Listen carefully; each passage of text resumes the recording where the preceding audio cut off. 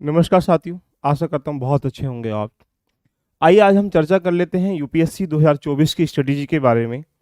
आपको जितनी बेस्ट आपको स्ट्रेटेजी होगी, आप उसके अनुकूल कार्य भी कर पाएंगे और जो बार-बार डिमोटिवेट होते हैं हम लोग, उससे छुटकारा भी पा पाएंगे। यदि आपकी स्ट्रेटेजी बेस्ट है, तो आपकी प्लानिंग भी बेस्ट होगी, आपकी नॉलेज भी बेस्ट होगी, आपका रिवीजन करने का तरीका भी बेस्ट होगा और आप प्रश्नों को अच्छी तरीके से टैकल भी समझ पाओगे। तो आइए चर्चा कर लेते हैं कि आज यूपीएससी के पैटर्न के ऊपर कि हमें 2024 की रणनीति कैसी बनाई जाए, जिसके माध्यम से हम लोग जीरो से लेकर एडवांस तक जाते हुए अपनी जो सफलता की सीढ़ियाँ हैं, उनको प्राप्त कर पाएँ। तो चलिएगा, आज की कहानी में बहुत कुछ आप सीखने वाले हैं, तो जानेंगे किस प्रकार से अपनी स्ट्रेटेजी को फॉलो करना चाहिए। अगर यूपीएससी आप 2024 दे रहे हैं या 25 भी देंगे, तो आप इस स्ट्रेटेजी को फॉलो कर सकते हैं। देखिएगा, आज हम डिस्कशन करेंगे बेसिक डिफरेंट डिफरेंट पार्ट पर कि हमें अपनी रिमेनिंग टाइम की जो स्ट्रेटेजी है उसको कैसे फॉलो करा जाए। तो सबसे पहले बहुत सारे स्टूडेंट को स्ट्रक्चर नहीं पता होगा, तो आज हम लोग जानेंगे कि इसका स्ट्रक्चर क्या होता है, यानी पेपर का पैटर्न क्या होता है। और पैटर्न का मतलब ये रहा कि उसके अंतर्गत क्या क्या चीज़ें समाहित की गई हैं, प्रीलिम्स में कितने पेपर होते हैं, मेंस में क्या होता है। पेपर का मतलब ये नहीं कि जीएस 1 2 3, उसके अंदर जो समाहित है वो कितने कितने नंबर का होता है, ये बहुत ज़रूरी है। फिर उसके बाद हमें रिसोर्स कैसे हमने उपलब्ध करने चाहिए, यानी हम यहाँ से बड़ा गंभीर विषय बना। कुछ ऐसे स्टूडेंट होंगे जो बिगनर्स होंगे, कुछ ऐसे स्टूडेंट्स होंगे जो 1 साल से तैयारी कर रहे होंगे, कुछ ऐसे होंगे मोर देन 1 ईयर से तैयारी कर पा रहे होंगे। तो तीनों की स्ट्रेटेजी को लेके हम लोग आज कवर करेंगे कि अपनी जो बची हुई समय है, जो मई में एग्जाम है 2024 का प्रीलिम्स का, उसके बाद फिर मेंस का, उसकी कंप्रीहेंसिव तैयारी कैसे की जाए, इसके बारे में डिस्कशन करेंगे। आप स्ट्रक्चर के बारे में जानेंगे, रिसोर्स के बारे में जानेंगे, अपनी स्ट्रेटेजी को कैसे बनाया जाए, हमारी जो स्ट्रेटजी है वो वीकेंड पे कैसी होनी चाहिए, मंथली बेस कैसी होनी चाहिए, और बाकी जो बचा हुआ उसको डिफरेंट डिफरेंट ध्यान रखना, एस्पेक्ट्स पे अपनी तैयारी को कैसे रेडी करें, ये हम लोग जानने का प्रयास करेंगे। साथ में जानेंगे कि आपके पास जो एक बहुत बच्चों के दिमाग में रहता है, सर प्लान बी होना चाहिए नहीं होना चाहिए, प्लान बी होना क्यों जरूरी है, कैसे जरूरी है, इन सारी चीज़ों के बारे में जानने का प्रयास करेंगे। अगर देखा जाए इन सब चीज़ों में जो स्टूडेंट्स हैं उनकी प्रवृत्ति कई प्रकार की हो सकती है, इन सबको हम लोग लेके आज पूरी व्याख्या करेंगे। एक स्टूडेंट वो होंगे जो बिल्कुल बिगनर्स होंगे, जो स्टार्ट कर रहे होंगे अपनी स्ट्रेटेजी को, और उनका सपना है कि हमें 2024 में ही क्वालिफाई करना है। तो क्या ऐसा जो डर है कि सर 24 में तैयारी अगर अभी से स्टार्ट करने तो कर सकते नहीं कर सकते हैं, उसके कुछ पैरामीटर्स हैं। देखिएगा, आपके पास कुछ चीज़ें हैं अवेलेबल तो आप कर सकते हैं, और बिल्कुल जीरो से आप बिगनर्स हैं तो फिर थोड़ा सा सोचने का विषय बन जाएगा। उनके बारे में भी हम लोग आज डिस्कशन करेंगे। कुछ ऐसे स्टूडेंट्स होंगे जो यहाँ पर 1 ईयर के आसपास से अपनी तैयारी को आयाम दे रहे होंगे, उसके बाद वो सोच रहे हैं 2024 में हम लोग पार्टिसिपेट करें और अपनी तैयारी को लेकर यहाँ पे एक पहले ही अटेम्प्ट में ध्यान रखना हम क्वालिफाई करके निकल जाएं। ऐसे स्टूडेंट होंगे जो मोर देन 1 ईयर से ज़्यादा कर रहे होंगे, 1 साल भी हो सकता है, 2 साल भी हो सकता है, 3 साल भी हो सकता है, यानी 4 भी हो सकता है। ये 3 तरह के स्टूडेंट इस तरह की प्राणी में ध्यान रखना यूपीएससी की दुनिया में जीवन यापन कर रहे हैं। हम तीनों को मानक मानते हुए अपनी तैयारी को जीरो से एडवांस की तरफ लेके हुए चलेंगे, तब आपको दिमाग में पिक्चर बन पाएगा। लेकिन जो ये स्टूडेंट्स हैं, इनको ना तो सिलेबस पता होगा, ना भी इन्होंने पीवाईक्यू देखा होगा, ना इन लोगों ने किताबों रिसोर्स पते होंगे, ना इनको स्ट्रक्चर पता होगा, ना इनको पैटर्न पता होगा, ना इनको एक बेसिकली आधार पता होगा कि प्रश्न कहाँ कहाँ से कैसे कैसे आते हैं।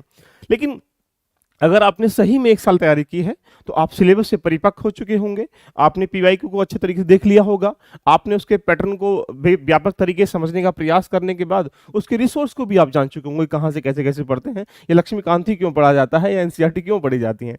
लेकिन जो ये वाले स्टूडेंट होंगे, इन्होंने सब कुछ कर लिया होगा, लेकिन इनके पास बहुत सारे ऐसे वीक एरियाज होंगे कि अभी भी इनको ऐसे का नहीं पता कि ऐसे रेडी कहाँ से करते हैं, अभी भी इनको ये नहीं पता कि यही कहीं ना कहीं समस्याएं पैदा हुई होंगी, जो अभी भी कुछ कुछ वीक एरियाज हैं उन पर हम लोग काम करेंगे। तो चलें, पहले स्ट्रक्चर के बारे में जानकारी ले लेते हैं और इसको व्यापक तरीके से आज पूरी स्ट्रेटेजी के साथ में फॉलो करेंगे, तुम्हें क्या क्या करना चाहिए, क्या नहीं करना चाहिए। अगर हम यूपीएससी कंडक्ट देखा जाए तो 2024 की रणनीति को देखें तो सामान्यतः अगर देखा जाए 3 की जगह हम इसको 4 पैटर्न में भी कह सकते हैं, स्टेप में कह सकते हैं। इसे प्रीलिम्स कहते हैं, ये सब लोग बेसिकली जानते हैं। लिख इसलिए रहा हूं कि बार बार हम रोटी भी खाते हैं लेकिन पेट भरते हैं, इसलिए हमें यूपीएससी की दुनिया में आपको ये जानना पड़ेगा। यहाँ पे 2 पेपर होते हैं, इसको GS1 और इसको GS2 के नाम से हम लोग विख्यात हैं। इसे हम सीसेट के नाम से जानते हैं, जिसको हम लोगों ने 2011 में स्टैब्लिश किया गया। उसके बाद इसको क्वालिफाई पेपर कर दिया गया। GS1 में आप जाएंगे तो 100 क्वेश्चन यहाँ पे आते हैं, और 100 क्वेश्चन जो होते हैं 200 नंबर के होते हैं, यानी एक प्रकार से हम कह सकते हैं कि एक क्वेश्चन जो 1 नंबर का होता है। इसमें नेगेटिव भी कितनी होती है, 1/3 होती है। सामान्यतः अगर ऐसा कहा जाए तो लास्ट ईयर की 87.22 जो मेरिट है प्रीलिम्स की गई है, यानी आप ये मान के चलेंगे यदि आप 45 क्वेश्चन सही कराते हैं तो आप प्रीलिम्स क्वालिफाई कर जाएंगे। तो या ये गंभीर विषय बना हुआ है कि 100 में से हम 45 क्वेश्चन ही सही नहीं कर पा रहे हैं, देखिएगा तो कुछ तो चुनौतियां होंगी कि इसके अंतर्गत हम कैसे टैकल करें, यानी यहाँ का इसका स्ट्रक्चर क्या है, कौन कौन सब्जेक्ट आते हैं, ये बेसिक बात है, समझेंगे इसको भी। लेकिन अगर यहाँ जाएंगे तो यहाँ जाने के बाद आपको पता होगा कि आपको 80 क्वेश्चन देखने को मिलेंगे, और ये भी कितने 200 नंबर के होते हैं, 200 मार्क्स के होते हैं, यानी एक प्रश्न जो है 2.5 नंबर का होता है। यहाँ भी 1/3 नेगेटिव मार्किंग होती है, नेगेटिव मार्किंग होती है। और साथ में अगर देखा जाए तो इस पेपर को सिर्फ क्वालिफाइंग पेपर रखा गया है कि आपको 33% नंबर अंक लाना अनिवार्य है, यानी कहा जाए तो आपको 27 क्वेश्चन सही करने हैं, इवन कहा जाए तो 67 जो नंबर है, 67 नंबर आपको यहाँ पे प्राप्त करने हैं, 67 मार्क्स प्राप्त करने हैं। अगर आप इतना कर लेंगे तो इस पेपर को क्वालिफाई कर लेंगे। अगर इसको क्वालिफाई नहीं कर पाते हैं तो मान के चलें आप प्रीलिम्स में यहाँ GS1 में कितने ही नंबर लेके आ जाएं, उसका कोई औचित्य नहीं है। ये रहा प्रीलिम्स का थोड़ा सा स्ट्रक्चर, जिसके बारे में आपको व्यापक तरीके से समझना पड़ेगा कि अब इसमें क्या क्या नंबर कितने कितने की आती है कहानी, ये भी हम समझेंगे। उसके बाद अगर हम लोग मेंस की तरफ कन्वर्ट हो जाएं तो मेंस की भावनाओं को उसने आराम से एक यूपीएससी विद्यार्थी के अंदर जो उसे परखना चाहिए, जो उसे समझना चाहिए, जो उससे चाहिए कि समाज में बढ़कर वो कैसे पार्टिसिपेट कर सकता है, ये पूरी जर्नी को हम यहाँ पे मेंस में उन्हें इन्वॉल्व कर लिया है। ये सारा पेपर जो होता है ये ऑब्जेक्टिव होता है प्रीलिम्स का, वो टिक करना होता है, इसकी कोई वरीयता नहीं है, ये सिर्फ एक छटनी एग्जाम है, यहाँ आपको सिर्फ क्वालिफाई करना होगा।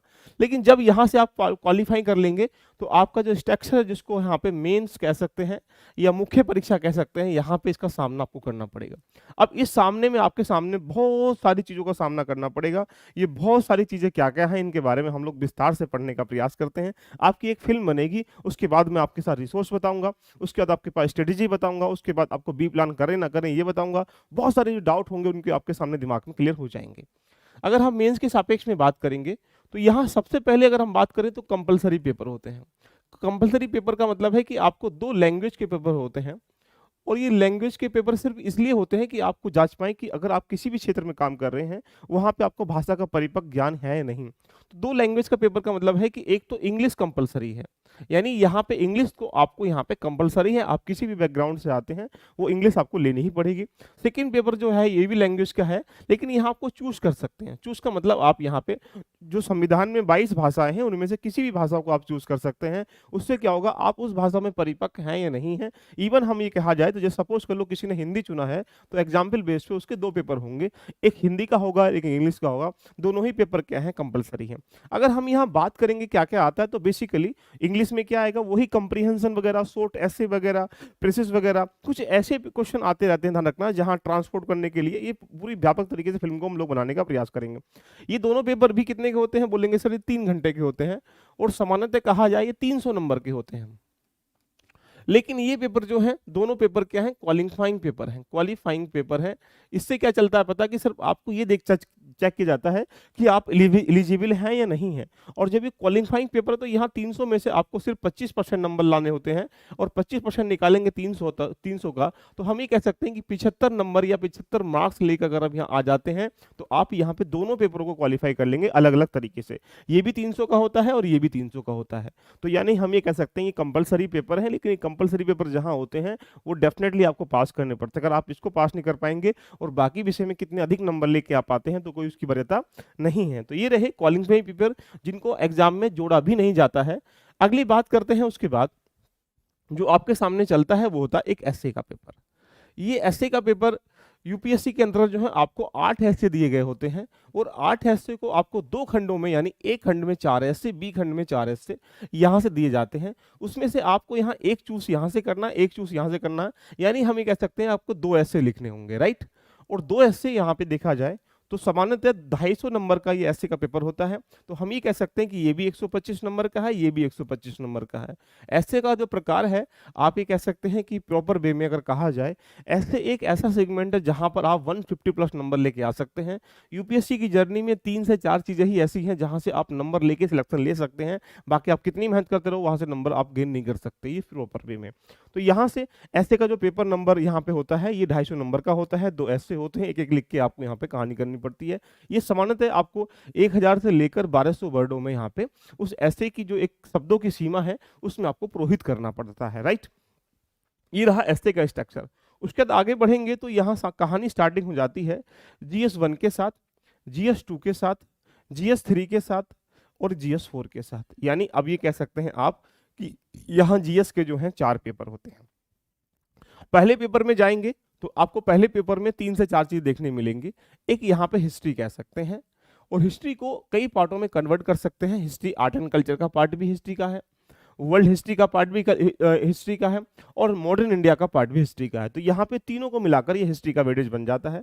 आगे जाएंगे तो ये ज्योग्राफी का है, तो ज्योग्राफी में भी देखा जाए तो फिजिकल ज्योग्राफी है, या बाकी देखा जाए तो यहाँ से वर्ल्ड की कुछ ज्योग्राफी है, कुछ पार्ट को यहाँ से कवर कर लेते हैं। और तीसरा पॉइंट देखा जाए तो सोसाइटी, यानी हम ये कहते हैं भारतीय समाज, भूगोल और इतिहास को मिलाकर GS फर्स्ट पेपर बनाया जाता है, जहाँ पर आपको 250 नंबर में इनका सबका समायोजन होता है। लेकिन दिक्कत यह है कि यहाँ पे इनका जो वेटेज है तो आप ये कह सकते हैं लगभग समानता है, इसका जो वेटेज है सबका इक्वल वेटेज पर है। अगर हम इन सबको जोड़ेंगे तो यहाँ भी लगभग ज्योग्राफी भी 70 से 80 नंबर के आसपास होती है, यहाँ भी 80 से लेकर 90 नंबर के आसपास कह सकते हैं, यहाँ भी लगभग 80 से 90 नंबर के आसपास कह सकते हैं। यानी तीनों का जो वेटेज है वो हमारे एग्जाम में इस तरह से होता है कि हम यहाँ पे ये जो पॉइंट है 20 खंडों में या 20 यूनिट में यहाँ पे GS1 का सिलेबस है, जिसमें तीनों पॉइंटों को डिफाइन किया गया है। ये समझेंगे अभी। आगे GS2 की बात करेंगे तो GS2 के सापेक्ष में देखा जाए तो यहाँ पर पहले पॉलिटी का भी पार्ट होता है एंड कॉन्स्टिट्यूशन का भी पार्ट होता है, राइट। उसके बाद जाएंगे तो यहाँ जस्टिस का पार्ट होता है, एंड आफ्टर दैट जाएंगे तो गवर्नेंस का पार्ट होता है, एंड लास्ट में जाएंगे तो यहाँ पे IR का पार्ट। यानी 5 चीजों को मिलाने के बाद GS2 बनाया जाता है, जिसमें 250 नंबर के ही ये प्रश्न होते हैं। यानी यहाँ भी आपको 20 प्रश्न जो है करने के लिए आते हैं, और 20 प्रश्नों को डिफरेंट चीजों से बांटा गया है। अगर हम पॉलिटी कॉन्स्टिट्यूशन की बात करेंगे तो इन दोनों को कह सकते हैं कि लगभग 100 नंबर के आसपास यहाँ कहानी आ जाती है। जस्टिस की अगर बात करेंगे तो 40 से लेकर 50 नंबर के आसपास आता है। गवर्नेंस की बात करेंगे 40 से 50 नंबर के आसपास आता है। बाकी IR की बात करेंगे तो ये भी लगभग 50 से लेकर 60 नंबर के आसपास आता है। ये कहानी घट बढ़ सकती है, लेकिन ये सामान्यतः कहा जाए कि अगर मान लीजिएगा यहाँ पे अगर जस्टिस जो है 40 नंबर का आ रहा है तो 2 प्रश्न किसके आ जाएंगे, 10 नंबर के, एक आध 15 नंबर का आ जाएगा, तो 35 नंबर का भी हो सकता है। तो यानी GS2 के पार्ट में अगर देखें तो 250 नंबर में ये सब चीजें समाहित की गई है। अगर GS3 के पार्ट में देखेंगे तो उसको भी हम लोग देखो कवर करते हैं। अगर GS3 में जाओगे तो उसमें आप जाते हैं तो एक इकोनॉमी का पार्ट, अर्थव्यवस्था का पार्ट है, इन्वायरमेंटल एंड बायोडाइवर्सिटी का पार्ट है, इसके बाद जाएंगे राष्ट्र मैनेजमेंट का पार्ट है, उसके बाद जाएंगे तो आप ये सिक्योरिटी का पार्ट है। कुल मिलाया जाए तो 4 से 5 पॉइंटों में GS3 को रखा जाता है। ये भी जो पेपर है ये भी आपका 250 नंबर का होता है। सामान्यतः यहाँ भी ध्यान रखना 17-18 खंडों में यूनिट में GS3 के सिलेबस को डिफाइन कर रखा है, और वो भी 250 नंबर का ये पेपर होता है, जहाँ पर 20 प्रश्न जो है एवरी ईयर आपको देखने को मिलते हैं। यहाँ भी अगर इकोनॉमी की बात करेंगे तो 80 से लेकर 90-100 के आसपास इसका वेटेज होता है। बायोडाइवर्सिटी की बात करेंगे 40 से 50 के बीच में होता है। राष्ट्र मैनेजमेंट की बात करेंगे 30 से 40 नंबर के बीच में होता है। सिक्योरिटी की बात करेंगे तो ये भी लगभग देखा जाए तो 30 से 40 नंबर के आसपास होता है। तो यानी इन सबको इवेल्युएट कर लें तो कुल मिला के ऊपर 2-4 नंबर 10-5 नंबर घटती बढ़ती रहती है कहानी, लेकिन एक समानता कहानी देखा GS3 की इस तरह से होती है। इसके बाद अगर GS4 में जाएंगे बच्चों आप लोग, तो यहाँ GS4 की कहानी को अगर हम लोग देखें तो यहाँ GS4 भी जो है 2 पॉइंटों में कन्वर्ट होता है, जिसको हम लोग इथिक्स के नाम से जाते हैं। और इथिक्स की कहानी को इथिक्स, इंटीग्रिटी एंड एप्टीट्यूड, जिसको 3 भागों में हम लोगों ने GS4 को रखा गया है। यहाँ पर कुछ थ्योरीज दी जाती हैं। थ्योरीज मतलब ये सिद्धांत दिए जाते हैं, और कुछ केस स्टडी दी जाती है। तो यानी कुल मिला के 250 नंबर का है तो 125 नंबर का ये होगा, 125 नंबर का ये होगा। ये थोड़ा सा आपके सामने देखा गया तो कंपलसरी पेपर का, और आपके पास GS के पेपर का, और आपके साथ देखा जाए ऐसे के पेपर का डाटा है। इसके अलावा यहाँ पे मेंस में जब तुम आगे बढ़ोगे तो यहाँ आपके पास कितने पेपर होते हैं, ऑप्शनल के पेपर होते हैं, और एक ऑप्शनल आपको चूज करना पड़ता है। उस ऑप्शनल के 2 पेपर होते हैं, पहला खंड और दूसरा खंड। ये भी देखा जाए तो 250 नंबर का होता है। 250 नंबर में 125 नंबर का ये रहा, 500 नंबर का होता है, 500 नंबर का होता है, और 500 में 250 नंबर का पहला पेपर, 250 नंबर का दूसरा पेपर। यानी अगर हम इन सबको इवेल्युएट करें तो आपके दिमाग में ये चीज बन पा रही होगी कि जो मेंस की कला है उस मेंस में ऐसे का पेपर कितने का रहा, बोलेंगे सर 250 नंबर का। अगर हम GS की बात करेंगे तो GS कितने का हो गया, 1000 नंबर, क्योंकि 250 के 4 पेपर होते हैं। ऑप्शनल कितने का रहा, तो बोलेंगे सर ऑप्शनल 500 नंबर का। कुल इसको इवैल्यूएट करें तो 1750 नंबर का मेंस का पूरा स्ट्रक्चर है, जिसको डिफरेंट डिफरेंट आर्टिकल्स में डिफरेंट डिफरेंट ध्यान रखना, सब्जेक्ट को लेकर उसको डिफाइन कर रखा है। यहीं से मेंस की क्या होती है, मेरिट की जाती है, यहाँ कंपलसरी पेपर जो है नहीं काउंट किया जाता है। और यहीं से देखा जाए तो सामान्यतः लगभग 750 800 डिफरेंट डिफरेंट कैटेगरी के हिसाब से डिफरेंट डिफरेंट जो मेरिट है वो बनती रहती है। प्रश्न ये बन जाता है कि यहाँ पे अब इसकी तैयारी को आयाम कैसे दें, लास्ट स्टेप जो बनती है, अगर आपने यहाँ पे समझा है तो एक चीज आप देख पा रहे होंगे,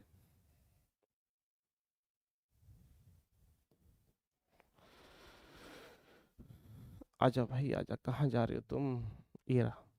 अगर हम इसको देखें तो आपके दिमाग में पिक्चर नुमा कहानी बन जा रही होगी कि यहाँ पे ये रहा पूरा प्रीलिम्स, ये रहा मेंस। अगले स्ट्रक्चर की कहानी में अगर हम लोग देखेंगे तो ये देखने को मिल रहा होगा कि यहाँ पे कहानी होती है लास्ट स्टेप पे, जब आप इसको क्वालिफाई कर लेते हैं तो कहानी स्टार्ट होती है इंटरव्यू की। इंटरव्यू आपका एक इनर व्यू है। इनर व्यू का मतलब आपकी आपके अंदर का जो विचार है, ज्ञान है, नॉलेज है, एक्टिविटीज है, उनको परखने का प्रयास किया जाता है। तो सामान्यतः देखा जाए तो 275 नंबर का यहाँ पे इंटरव्यू होता है। तो जहाँ पर आपको यहाँ पे देखा जाए किसी को 190 200 के अराउंड हम प्राप्त कर सकते हैं। ये 3-4 चीज़ें ऐसी होती है जहाँ नंबर खुल के दिए जाते हैं, चाहे जीएस का 4 पेपर हो या एसए का पेपर हो या ऑप्शनल हो या इंटरव्यू हो, यहीं से 4-5 चीज सिलेक्शन होता है, बाकी चीज़ तो हम लोग पोतपुरा ही करते रहते हैं, सबको पता है। तो कुल मिला के इसको भी काउंट किया जाता है। तो 1750 नंबर का वो रहा और 275 नंबर का ये रहा, कुल आपस में इवैल्यूएट कर लेंगे तो आप जोड़ेंगे 2025 नंबर में से, 2025 नंबर में से फाइनल मेरिट की जाती है। उसके हिसाब से रैंक के हिसाब से एंड पोस्ट के हिसाब से क्या होता है, फिर आपको सर्विस अलॉटमेंट और बाकी जितने भी कैडर अलॉटमेंट है, ये प्रक्रियाएं निहित की जाती हैं। अब ये प्रश्न बन जाता है कि इस आधारभूत तैयारी को करने के लिए थोड़ा सा मैंने स्ट्रक्चर आपके सामने इसलिए बताया कि आप ये जान पाओ कि हाँ, प्रीलिम्स या मेंस कुछ नहीं होता है, सिर्फ एक नॉलेजेबल एग्जाम होता है। अब अपनी स्ट्रेटेजी को कैसे फॉलो किया जाए, इसके बारे में हम पूरा व्यापक तरीके से चर्चा करने का स्टार्ट कर लेते हैं। अगर आप यूपीएससी की तैयारी कर रहे हैं और या कर चुके हैं, करने वाले हैं, तो मान के चलें यूपीएससी एक फिल्म बनवाती है। फिल्म का मतलब ये रहा कि जब तक आप यूपीएससी का ब्लू प्रिंट नहीं बना पाओगे। ब्लू प्रिंट में इसलिए कहता हूं कि जब तक कोई पिक्चर जो है पहले पूरा उसका ओवरव्यू नहीं कर लिया जाएगा, यानी हमें कैसे कैसे चीजें करनी होती हैं, ये जब कोई पिक्चर बन रही होती है उसका लास्ट वाला पार्ट पहले आ जाए, पहले वाला पार्ट लास्ट में आ जाए, तो क्या उसमें मजा आएगा? बोलेंगे सर नहीं। क्यों? उसमें इंटरेस्ट ही नहीं आएगा। तो ऐसे ही जब भी तुम एक प्रकार से तैयारी करो, तो यूपीएससी की तैयारी की जर्नी में देखा जाए तो यूपीएससी की तैयारी में मान लीजिए कोई भी है, तो उसमें या तो फैक्ट बेस्ड प्रश्न होते हैं, या कंसेप्ट बेस्ड प्रश्न होते हैं, या यहाँ पे एप्लीकेशन बेस्ड प्रश्न होते हैं।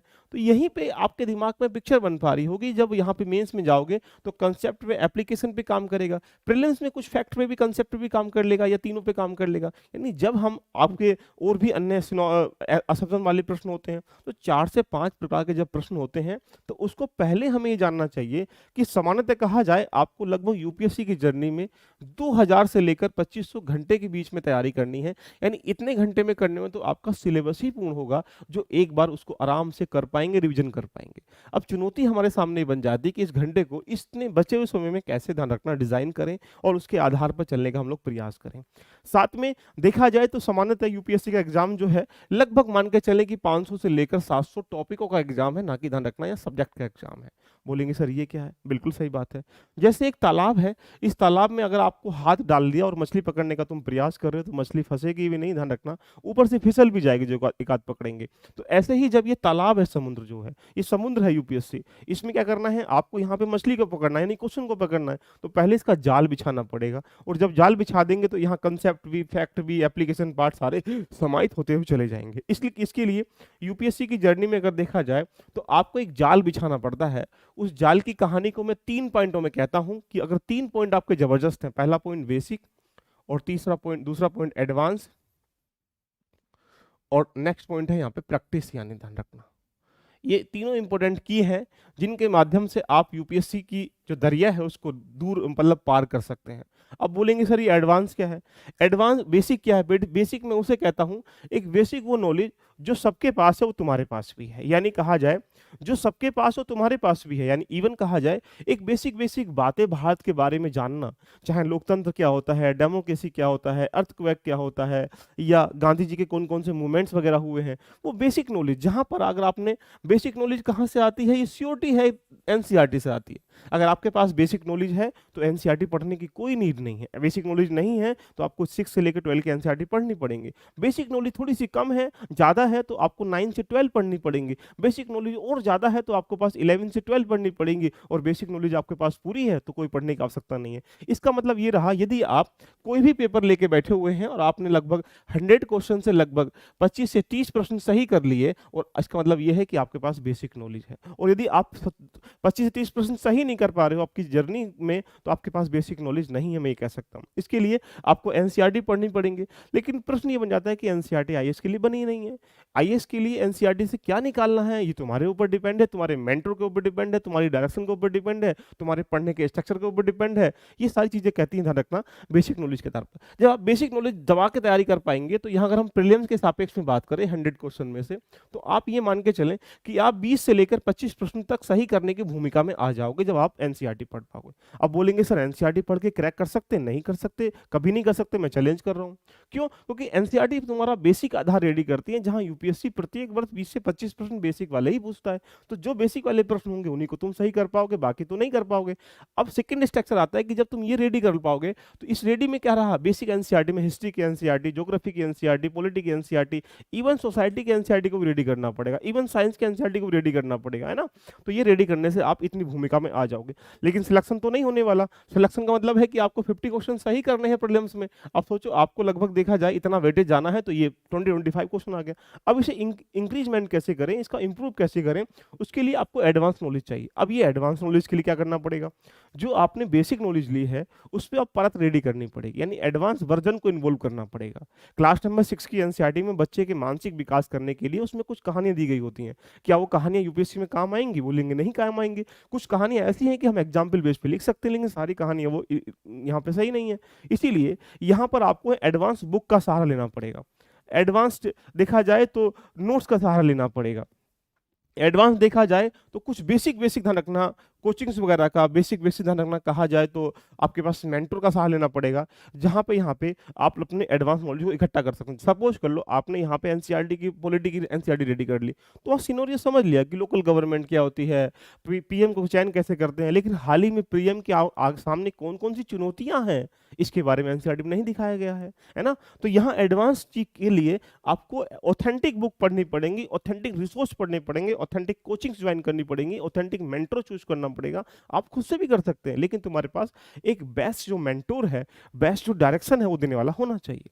तो यदि आप यहाँ पे इसको कर पाएंगे तो क्या होगा, आप यहाँ पे 20 से 25 भूमिका के बाद 40 से लेकर 45 प्रश्नों की भूमिका में आप यहाँ आ जाओगे, ये श्योर बोल रहा हूँ, यदि आपने बेहतर तरीके से तैयारी कर रखी है।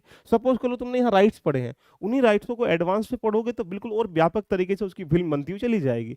अब सोचेंगे सर यहाँ एडवांस के बाद सर हमारे पास तो 50+ क्वेश्चन सही होने चाहिए, अभी भी हम यहाँ पे 40 से लेकर 45 क्वेश्चन सही करने की भूमिका में, ये भी श्योरिटी नहीं कि 40 है या 35 है या 39 है ना।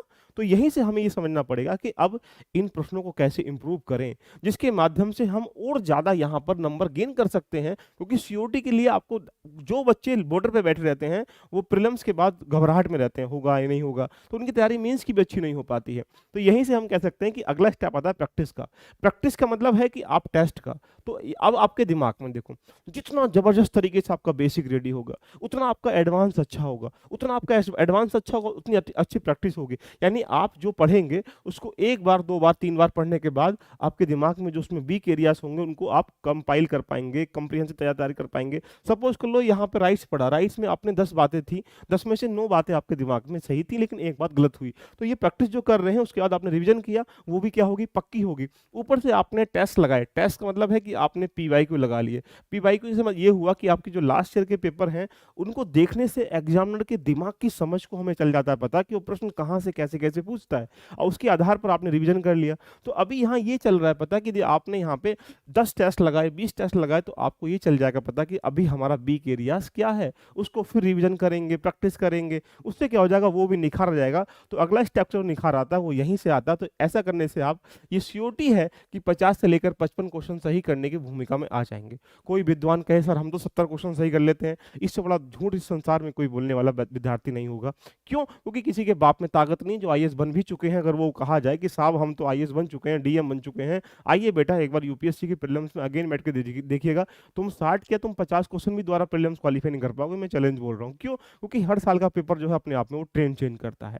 तो ये श्योरिटी नहीं कि एक बार जिसने प्रीलिम्स क्वालीफाई कर लिया अगली बार भी कर लेगा, ऐसा कभी भी नहीं होता है। तो ये रहा एक बेसिक आधार, अगर आपको तैयार करना है यूपीएससी के लिए तो आपको इसी पायदान से गुजरना पड़ेगा, नहीं तो आपकी जो कहानी है कुछ यहाँ पे करनी पड़ेगी। लेकिन अब बात आती है कि सर हमें जो हमारे पास टाइमिंग है रिमेनिंग, उसको कैसे यूटिलाइज करें, उसको यूज़ कैसे करें, बड़ा गंभीर विषय बन जाता है।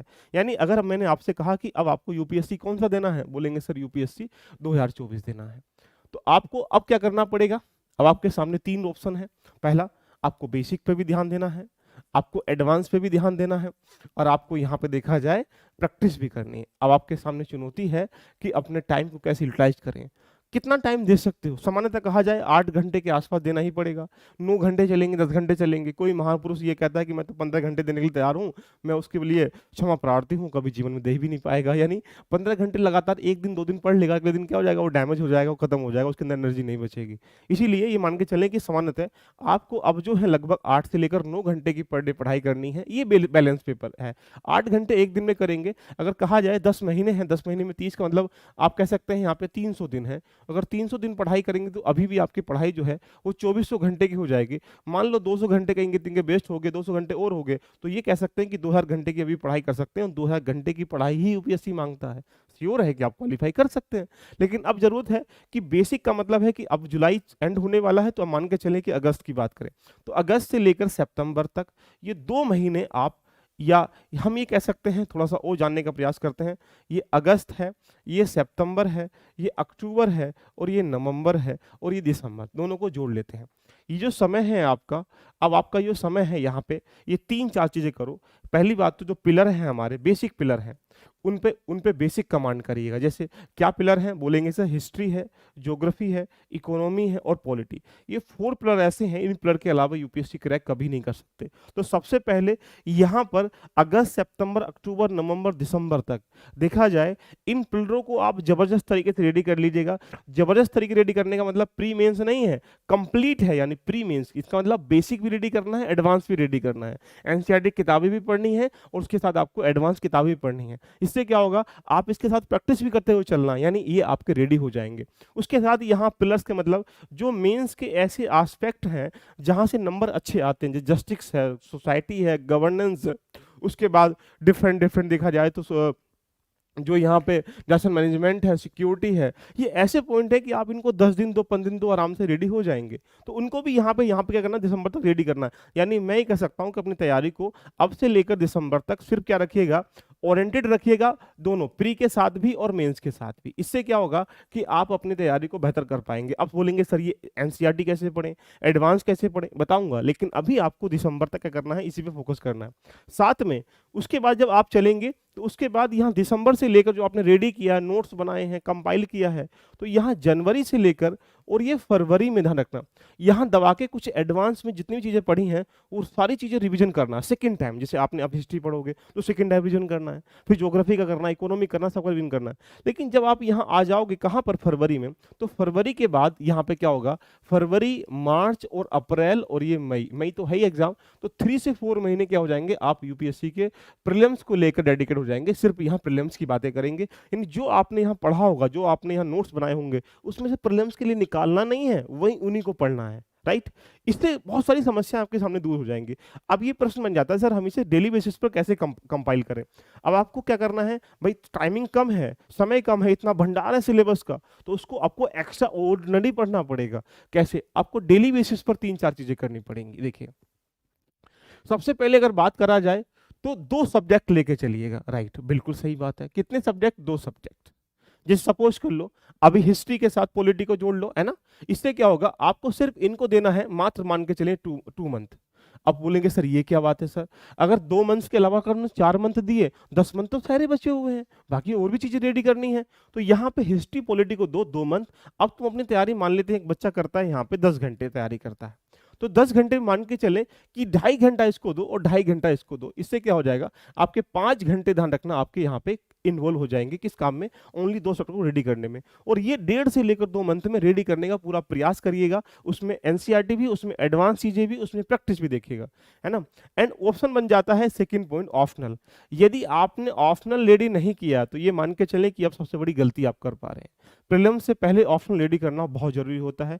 इसके लिए आपको यहाँ पे देखा जाए सामान्यतः अभी से स्टार्टिंग कर लो। अगर आपने चूज नहीं किया है तो मान के चले कि तुम जिंदगी में चूज करने के लिए नहीं आए हो, ऑप्शनल चूज कर लिया है तो दिसंबर से नवंबर से पहले पहले अपना ऑप्शनल रेडी हो जाना चाहिए। उसको भी थोड़ा सा यहाँ टाइम देने का प्रयास करो। अगर आपने रेडी कर लिया है तो उसको रिवीजन करो, रिवीजन कर लिया तो आप उसके टेस्ट लगाओ, टेस्ट लगा लिया तो आप देखो कि मेरे वीक एरियाज क्या है उसको डिफाइन करो, यानी ऑप्शनल को भी यहाँ टाइम देना है। तीसरा पॉइंट आता है करंट अफेयर। करंट अफेयर का मतलब ये रहा कि आपको अब करंट अफेयर को ओरिएंटेड पढ़ना है प्रीलिम्स और मेंस के साथ। फिर हम लोग दिसंबर के बाद चलेंगे तो क्या होगा, वहाँ प्रीलिम्स ओरिएंटेड चीजें हो जाएंगी। लेकिन यहाँ पे करंट अफेयर को भी लगभग 1 आवर से लेकर 1.5 आवर के बीच में पर डे देना है। इससे क्या हो जाएगा, आप यहाँ पे डेली बेसिस पर करंट अफेयर पढ़ेंगे, उसको फिर वीकली बेसिस पर पढ़ेंगे, उसको मंथली बेसिस पर पढ़ेंगे, उसमें योजना पढ़ेंगे, उसमें कुरुक्षेत्र पढ़ेंगे, उसमें साइंस रिपोर्टर पढ़ेंगे। तो यहाँ करंट अफेयर के जितने रिसोर्स हैं उनको डेली बेसिस पर आपको कवर करना। जैसे मैंने आपको योजना के बारे में बता रखा है कि योजना को आप 5 से 6 घंटे में रेडी कर सकते हैं, 7 घंटे में रेडी कर सकते हैं। तो उसको टाइम कैलकुलेट कर लो कि भैया मैं वीकेंड में, सैटरडे में, संडे में सिर्फ योजना को देखूंगा, सैटरडे संडे सिर्फ मैं कुरुक्षेत्र को देखूंगा। उससे क्या होगा, आपका बाकी टाइम जो हो करंट अफेयर में रेडी करने के लिए मिल जाएगा। वो करंट अफेयर को लिंक करके पढ़िएगा। सपोज दैट आपको साइंस का टॉपिक है, अभी चंद्रयान गया है तो किसका टॉपिक है, साइंस टेक्नोलॉजी का टॉपिक है। साइंस टेक्नोलॉजी जीएस3 के साथ लिंक हो जाती है। उसके साथ प्रीलिम्स में क्वेश्चन कैसे पूछ सकता है, इन सब चीजों को कंपाइलेशन करिएगा, एक नोट बनाइएगा, उसमें डिफाइन कर लो, चैप्टर वाइज चैप्टर करके डिस्ट्रीब्यूट कर लीजिएगा। उसके बाद डेली बेसिस पर ये रहा। अगले बात यहाँ पे PYQ और प्लस जो है यहाँ पे टेस्ट देखिएगा। कम से कम कोशिश करिएगा कि कम से कम 50 क्वेश्चन तो नहीं, अगर बन पा रहे हैं अभी तो लगभग 30 क्वेश्चन पर डे टिक करने का प्रयास करें। सपोज कर लो कि आप एक सेट करो कि भाई मुझे 30 क्वेश्चन पर डे टिक करने। इससे क्या होगा, 30 टॉपिक को तुम पर डे रिवीजन कर पाओगे। आपने लास्ट ईयर के पेपर उठा लिए या कोई टेस्ट सीरीज ले लिया आपने, उससे क्या होगा, आप 30 क्वेश्चन पर डे टिक कर पा रहे हो तो एक महीने में देखा जाए तो आप 900 क्वेश्चन कर पा रहे हो। अभी 10 महीने हैं तो 9 ढाई कितना हो जाएगा, आप बोलेंगे 9000 क्वेश्चन आप कर पाएंगे। और 9000 क्वेश्चन बहुत एलिजिबल तरीके से हम कह सकते हैं। अगर आपने बेस्ट टेस्ट सीरीज ज्वाइन कर रखी है तो आप प्रीलिम्स क्वालिफाई करने के लिए मल्टीपल सवाल रिवीजन भी हो जाएगा और मल्टीपल टाइम्स आप उसको डाउट जो वीक एरियाज हैं उसको डिवाइड भी कर पाएंगे। तो इसलिए 30 क्वेश्चन पर डे टिक करिएगा। जैसे करना क्या है, ये ऐसे काम जब करो जब तुम्हें लगता है पढ़ाई में मन नहीं कर रहा, एक्स्ट्रा ऑर्डिनरी समय करिएगा। आप बैठे हुए हो, बातचीत करने की जगह आप टेस्ट लगा लो। तो एक तो ये तुम्हें डेली बेसिस पर करना है और एक मेंस आंसर राइटिंग आपको डेली बेसिस पर करनी चाहिए। यानी मैं कह सकता हूं कम से कम, अगर आप ज्यादा नहीं लिख सकते हो तो कम से कम 2 पेज, 3 पेज, 4 पेज लिखने का प्रयास करें, जिससे कि आप एक प्रश्न रोज लिखो, 2 प्रश्न रोज लिखो। आज अगर एक प्रश्न लिखने में आपको कितने मिनट लगेंगे, मुश्किल 7, 8, 10 मिनट लगेंगे। तो अगर 10 मिनट तुम पर डे अगर लिखने में देंगे तो आपकी लेखन स्किल सुधार हो जाएगी, आपके अंदर एक नए नए इनिशिएटिव निकल के आ जाएंगे, आपके अंदर नए नए नवाचार निकल के आ जाएंगे। तो भाई डेली बेसिस पर ये दोनों काम करने हैं। इससे क्या होगा, आप अपने आप को एक्टिव कर पाएंगे। और डेली बेसिस पर एक काम और करना है, वो काम कौन सा है, अपनी पर्सनैलिटी इंप्रूवमेंट का। जब आप यूपीएससी की तैयारी करते हैं, आपके अंदर का व्यू जो है अगर वो चेंज नहीं हो पा रहा है तो सोचिए प्रशासनिक अधिकारी बन के भी आप क्या हासिल कर पाएंगे। तो इसलिए जरूरी है अब आपको यहाँ पे डेली बेसिस पर ये काम करने पड़ेंगे और अपने 10 घंटे के टाइमिंग को डिस्ट्रीब्यूट कर लो। सब्जेक्ट 2 पढ़ने हैं, ऑप्शनल को पढ़ना है, करंट अफेयर को पढ़ना है, पीवाई को लगाने हैं, टेस्ट लगाने हैं, मेंस को करना है। इसके अलावा टाइम बचता है तो अपने आप को इंप्रूवमेंट करिएगा। फिर इसके साथ यहाँ पे जो मेंस के क्वेश्चन है उसको भी आप लेने का प्रयास करें। मेंस के जो टॉपिक है, सपोज कर लो यहाँ से 1 घंटा दे दो उसको बस ओनली। जैसे डिजास्टर मैनेजमेंट को 1 घंटा पढ़ो पर डे, उसको खत्म हो जाए तो फिर सोसाइटी को पढ़ो 1 घंटे। इस तरीके से क्या होगा कि मेंस के जो एस्पेक्ट से चीजें हैं वो बनती हुई चली जाएंगी और आपकी तैयारी जो है पूर्ण हो जाएगी। तो ये रही थोड़ी सी स्ट्रेटेजी। अब आपको यहाँ पे बिल्कुल भी ढीली नहीं छोड़नी अपनी स्ट्रेटेजी को, क्योंकि अब वक्त नहीं है, ध्यान रखना वक्त बदलने का आ चुका है। इस बदलने के लिए आपको अपने अंदर एक ऊर्जा भरनी पड़ेगी और जब तक ऊर्जा को समाहित नहीं कर पाओगे आपके अंदर जो लेयर है वो आगे काम नहीं कर पाएगी। तो ठीक है दोस्तों, इस पूरी जर्नी में मेरे द्वारा आपको क्या हेल्प मिल सकती है उसके बारे में आपके सामने मैं कुछ चीजें रिप्रेजेंट कर रहा हूं। देखिएगा, सपोज कर लीजिएगा आपको यूपीएससी देना है तो सबसे बड़ी बात आती है मेंटरशिप की। देखिएगा, आपको गाइड करने वाला इस संसार में कोई पैदा नहीं है तो आंख मीच के बंद करके यूपीएससी का मेंटरशिप प्रोग्राम चल रहा है। ये ध्यान रखना, मात्र जो है 800 रुपये में आपको मिल रहा है 30 जुलाई तक, उसके बाद इसके डिस्काउंट कोई नहीं होगा। इसमें सर मिलेगा क्या? ये 5 अगस्त से ये बैच स्टार्ट है, गाइडेंस मिलेगा, टेस्ट सीरीज मिलेगी। गाइडेंस का मतलब है कि प्रीलिम्स के अंदर जो टेस्ट सीरीज होती है उसको मैंने 3 भागों में रखा गया। एक क्या होगा, सब्जेक्ट वाइज टेस्ट होगा, एक कंबाइंड टेस्ट होगा, एक टॉपिक वाइज टेस्ट होगा। मान लेते हैं यूपीएससी क्वालिफाई करने के लिए 500 टॉपिक इंपॉर्टेंट होते हैं, तो 500 टॉपिक को इंडिविजुअल अगर आप टेस्ट दे देंगे तो उससे व्यापक समझ भी विकसित हो जाएगी। फिर उसके सब्जेक्ट वाइज टेस्ट हो जाएगा, जैसे पॉलिटी का अलग 4-5 होंगे, ज्योग्राफी के अलग होंगे, फिर उसके बाद कंबाइंड टेस्ट हो जाएगा। तो आप अपनी तैयारी को बेहतर आयाम दे पाएंगे और आपको प्रॉपर वे में यहाँ गाइडेंस दिया जाएगा, गूगल मीट की जाएगी, डिस्कशन किया जाएगा, डिबेट की जाएगी, पेपर एनालाइज किया जाएगा, आपकी रैंकिंग डिसाइड की जाएगी, आपकी कमियां कहाँ कहाँ हैं वो डिनोट करेंगे। तो आप इसको यहाँ पे 30 जुलाई से पहले पहले यानी कल से पहले पहले यहाँ पर इसको ज्वाइन कर सकते हैं। मात्र ये 800 मिल रहा है, कोई दिक्कत आती है तो यहाँ पे दिए गए नंबर पे कॉल कर सकते हैं। ज्वाइन कहाँ करना है, प्ले स्टोर से जाइएगा और वहाँ से LVIS डाउनलोड करके वहीं से आप इसको परचेज कर सकते हैं। उसके बाद मेंस के सापेक्ष में अगर हम लोग जाएं तो यहाँ पे आपको पता होगा कि ऐसे राइटिंग बहुत इंपॉर्टेंट प्लर होता है, वहाँ पर आप 150 प्लस 160 के अराउंड नंबर लेके आ सकते हैं। और बहुत इजी वे में हम यहाँ पे आपके सामने मॉड्यूल लेके आ चुके हैं ऐसे राइटिंग प्रोग्राम का, जहाँ पर आप बेहतर तरीके से ऐसे लिखना सीखेंगे, फिर उसके ऐसे के टेस्ट लगाएंगे, ऐसे की पूरी फिल्म बनाएंगे, ऐसे के लिए आपके नोट्स मिलेंगे, ऐसे की डिबेट होगा, डिस्कशन होगा, डाउट सेशन होंगे। और ये मात्र जो आपको अभी मिल रहा है 600 रुपये में, ये 30 जुलाई तक ही है, जहाँ पर आप यूपीएससी दे रहे हैं, यूपीपीसीएस दे रहे हैं, या आरओ दे रहे हैं, या बीपीएससी दे रहे हैं। 5 अगस्त से बैच स्टार्टिंग हो रहा है, इसलिए मैं बता रहा हूँ कि आप अच्छे नंबर गेन करने के लिए इसको ज्वाइन कर सकते हैं, जो आपके लिए मेंस का डाटा जो है बहुत इजी वे में आपको रेडी हो जाएगा। कोई दिक्कत आती है तो दिए गए नंबर पर आप कॉल कर सकते हैं। दूसरी बात रही बात बेसिक के लिए, ध्यान रखना, आपको लगता है कि अभी हमारा बेसिक रेडी नहीं है, रेडी तो कर लिया लेकिन एनसीईआरटी हम लोगों ने पढ़ ली है, लेकिन एनसीईआरटी से प्रश्न बनते ही नहीं है।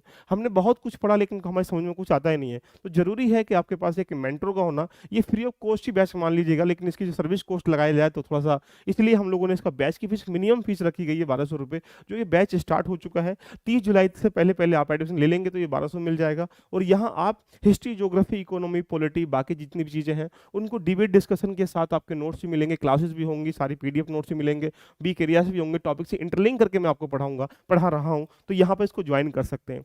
यदि इसके अलावा बाकी आपके दिमाग में एक दर्द है, जिसको दर्द को हम CSET कहते हैं, अगर GS2 पार्ट जो है इस बार भी देखा हो गया, पेपर बड़े डायनेमिक देखने को मिले और आपको लगता है कि CSET क्वालिफाई करना एक गंभीर विषय बना हुआ है, आप नहीं कर पाएंगे, आपके नंबर 120-30 से नीचे आ रहे हैं, ऊपर आ रहे हैं, देखिएगा नीचे आ रहे हैं, ऊपर आ रहे हैं, यानी जब तक आप 120-30 नंबर से बेहतर नहीं लेके आ पाते हैं। कुछ बच्चे सोचते हैं कि मैं 80 नंबर मेरे आ रहे हैं, 66 नंबर मुझे लाने हैं पास करने के लिए। भाई सिंपल सी बात है, तुम बॉर्डर पे खड़े हुए, पता नहीं कौन सा पेपर कैसे आ जाए, क्या कर पाओगे? तो 150 नंबर से नीचे वाले जो जितने स्टूडेंट हैं वो आंख मीच के इसको बंद कर लें।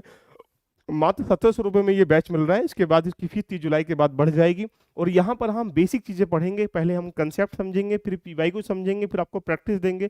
मैं चैलेंज के साथ कह सकता हूँ, इसको बैच को आप ज्वाइन करते हैं तो ये फाउंडेशन बैच है, कंप्लीट बैच है CSET का। ये जो हर 24, 25, 26 के लिए बना है। अगर आप यहाँ पे UPSC का एग्जाम के अलावा बाकी स्टेट का एग्जाम भी दे रहे हैं, उनके लिए भी बेनिफिशियल है, तो आप इसको ज्वाइन कर सकते हैं, जहाँ से अपनी जर्नी को स्टार्ट कर सकते हैं। तो दोस्तों, कैसी लगी चर्चा एक बार कमेंट करिएगा। लेकिन अब अपने टाइम को, अपने प्रॉपर वे के टाइम को कन्वर्ट कर लीजिएगा। अब अपना डिसाइड सेट कर लीजिएगा कि मुझे यहाँ पर 2 महीने में, अगस्त सितंबर में हिस्ट्री ज्योग्राफी को, हिस्ट्री पॉलिटी को, ऊपर से डिजास्टर मैनेजमेंट को, ऊपर से हमारे करंट अफेयर को, ऊपर से मेरे ऑप्शनल को कैसे कैसे रेडी करना है। मैं बता देता हूँ एक एक दिन की स्ट्रेटेजी, लेकिन आपकी स्ट्रेटेजी अपनी स्ट्रेटेजी होती है कि आपको वहाँ पर रेडी क्या करना है। मान लो मैंने बोला पॉलिटी से, आप बोलो सर मैं तो हिस्ट्री से स्टार्ट करूँगा, हिस्ट्री से स्टार्ट क्या जा रहा है। लेकिन अब तुम्हें यहाँ पे अपने टाइम को बाउंड करना पड़ेगा, बांधना पड़ेगा। उस जो रील की दुनिया है, ये जो ब्रह्मांड की जो ध्यान रखना, यूपीएससी की जो दुनिया है ध्यान रखना, इससे दूर हटकर अपने आप को ध्यान रखना, निखारना पड़ेगा। सफलता भी आपकी होगी, मंजिल भी आपकी है, तो सब कुछ आपका है, सपने भी आपके हैं, जुनून भी आपका है, सब कुछ आपका है, पैसा भी कमाएंगे, नौकरी भी आप करेंगे। तो संघर्ष किसे करना पड़ेगा? आपको करना पड़ेगा। कैसी लगी चर्चा एक बार कमेंट करिएगा। All the best, love you all, bye bye, take care. नीचे यहाँ पे लिंक दिया गया है डिस्क्रिप्शन में, वहाँ पर बहुत सारे ग्रुप्स वगैरह हैं जो फ्री ऑफ कॉस्ट भी चल रहे हैं, चाहे करंट अफेयर का हो या बाकी अन्य ग्रुप हो, वहाँ पर क्लिक करके अपने आप को ज्वाइन कर सकते हैं। All the best, love you all, bye bye, take care.